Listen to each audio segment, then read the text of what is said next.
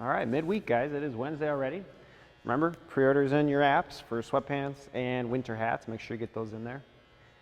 And coming up today, 21-15-9 classic rep scheme of overhead squats, toes to bar, and then there's a 400-meter bike or 400-meter row and an 800-meter bike after each round. So what does that mean? You're doing a 21 overhead squats and 21 toes to bar. And then you do your 400-meter row or the 800-meter bike. Then you do your 15 of each, then the row again, and then the 9, and then you finish with the row. So that's where the complication comes in there. It's going to be a little bit of, instead of just normally sprinting through that, now you have this row that's going to kind of slow you down a little bit, but you're going to have to push through that. It is going to be a challenge on these overhead squats.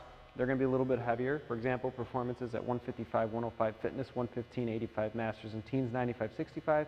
And then wellness, what we're going to allow you to do, because we know that when we're first starting out, or sometimes it's a little bit difficult to do an overhead squat, it is one of the more difficult squats we do. We're going to do front squats, okay? So you're going to take that one and do a front squat. You can do the hanging knee raises, and then we're going to bring that rowing down to 250 meters instead of the 400. The goal here is obviously to just keep moving.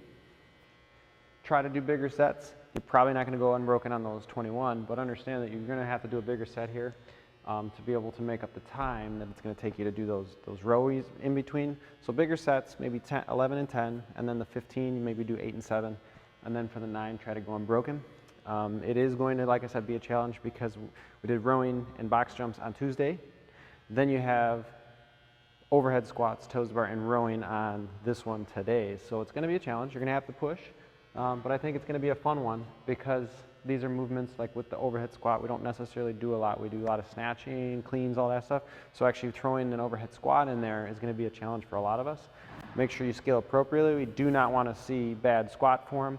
So if it's bothering your low back or you're not able to do it, make sure you scale down to the front squats or something that you're able to do. Maybe if you can do overhead squats, maybe you're just doing a bar today and that is difficult for you. So the weight should be hard, something that you're not going to be able to just fly through.